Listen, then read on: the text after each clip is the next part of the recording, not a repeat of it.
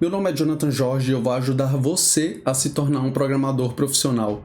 E eu vou te ensinar passo a passo tudo o que você precisa saber para conseguir fazer os seus primeiros projetos como freelancer e com isso ter aquela experiência que as empresas sempre pedem quando você vai procurar o seu primeiro emprego como desenvolvedor. Na última aula, nós abordamos um conteúdo muito simples, porém muito importante, que foram os cabeçalhos e o parágrafo, e nessa aula nós vamos abordar outras formas de marcar o texto. Por que marcar texto?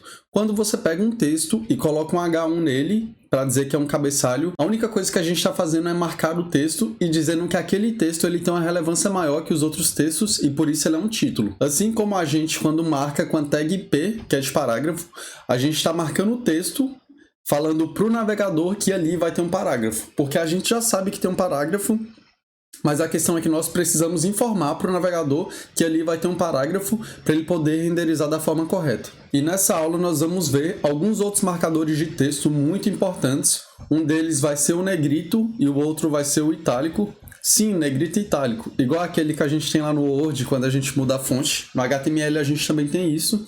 E além de negrito e itálico, nós vamos ver alguns outros marcadores de texto. Eu confesso que eu nunca utilizei, durante a aula eu vou falar quais eu já utilizei e quais eu utilizo com frequência, mas eu também vou mostrar alguns que não são muito usuais, porém é importante você saber que existe. Então, bora programar que eu já falei. Nessa aula, nós vamos utilizar o mesmo arquivo que criamos na aula passada, onde eu criei um texto e fizemos algumas marcações nele. Vou vir aqui em File, Open, vou navegar até a pasta do arquivo que nós criamos na aula passada. O meu está aqui em Documents, HTML Carreira Desenvolvedor, aula 3.html. Então está aqui. Esse foi o arquivo que nós criamos na aula passada. Eu vou abrir ele aqui no navegador. Dá 2 cliques, tá bom, aqui está o arquivo que nós criamos na aula passada. Aqui, deixa eu ocultar o menu, deixa eu ocultar isso aqui. Aqui onde tem H3, eu vou substituir para H2, então substituam aí também. H2, H2, H2, H2. Beleza, ficou dessa forma. O primeiro marcador que eu vou mostrar para vocês nessa aula é um marcador que é muito utilizado, inclusive hoje em dia eu uso muito ele. E a primeira tag que a gente vai aprender vai ser a tag negrito, então vou vir bem aqui e colocar B. Eu acredito que esse B seja de bold, que é B. Tá aqui.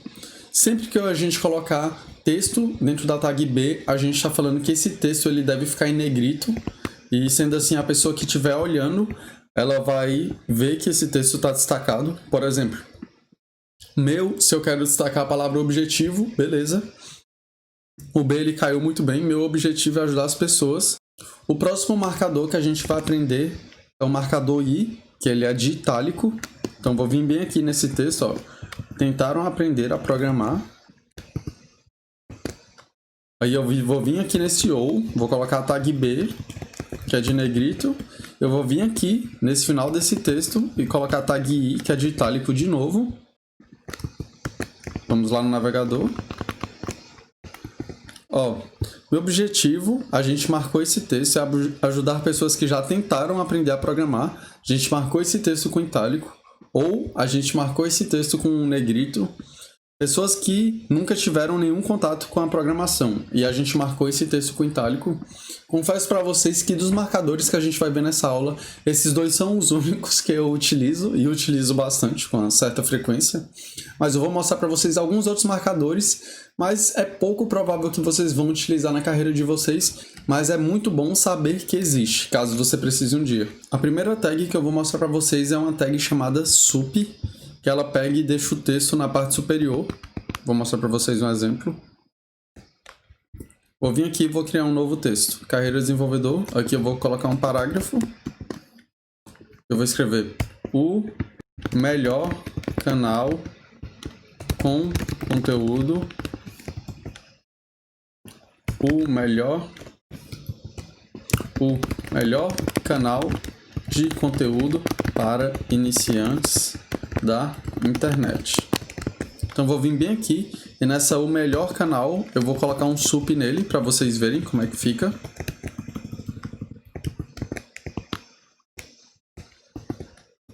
ficou assim, aí eu não sei se tá dando para enxergar, ó, o melhor canal. Assim, quando a gente vai colocar o primeiro, que vamos supor que você precisa escrever, tipo, a primeira pizzaria do Jardim ABC. Aí você poderia fazer assim, ó. A1 e aqui a letra A. Aí ficaria assim, ó, a primeira, que é com um marcador, correto? Tipo, o primeiro canal de conteúdo para iniciantes na internet, não sei se é o primeiro, acredito que não, mas que é o melhor canal é.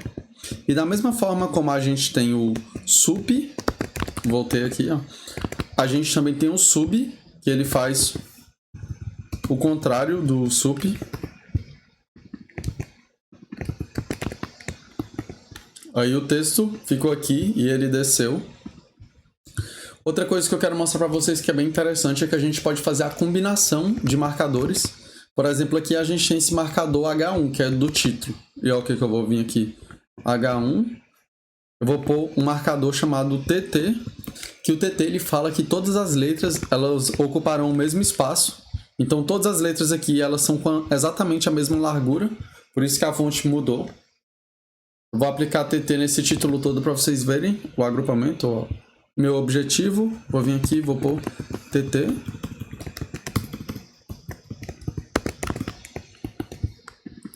Viram a diferença? Deixa eu tirar o zoom. Ficou assim.